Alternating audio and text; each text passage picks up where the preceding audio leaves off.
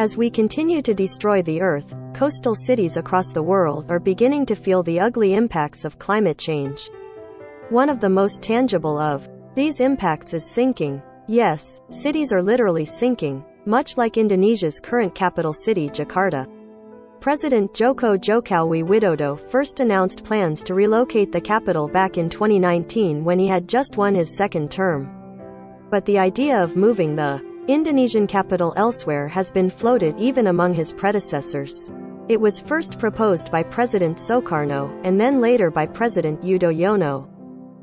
The future capital, Nusantara, which means archipelago, will be located in an area split between North Penajam Pasir Regency and Kutai Kartanegara Regency in East Kalimantan, Borneo. But how hard will it be to pull off such a major project, and more importantly, how much will it cost? It's complicated, but doable. Image. AFP, New Straits Times.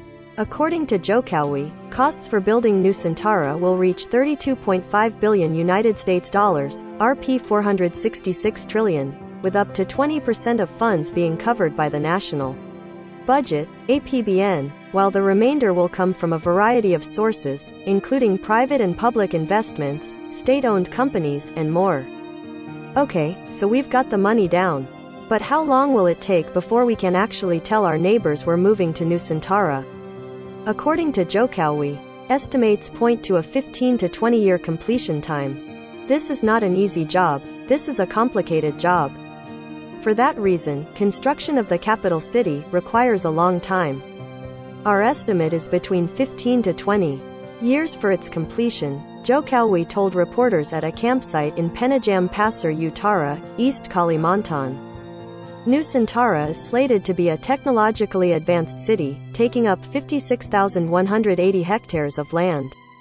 However, environmentalists have raised concerns about the amount of forest that needs to be cleared in order to make way for the new capital. But of course, Jokowi could argue, as with other parts of Southeast Asia, there's no other alternative. Jokowi's convoy traveling through the site of the future capital. Image. AFP, Süddeutsche Zeitung. As mentioned previously, Jakarta is already feeling the brunt of climate change and rising sea levels as it faces a sinking problem. But even if that weren't the case, the current capital is already overcrowded and heavily congested, making physical space a real scarcity. Choosing to redevelop and reinvigorate an existing major city would only prove to be disruptive to the people that already live there. And with the amount of unused land in the country, Nusantara's location is strategic. Adding fuel to the flame is the sudden withdrawal of one of the project's investors, SoftBank Group, which gave no explanation for the departure. As with all megaprojects, however, only time will reveal the true cost and impact of Nusantara. Read more life stories. Pregnant lady buys hubby a Lambo because his life is about to get much harder. Creative Filipino designer makes stunning dresses from recycled materials.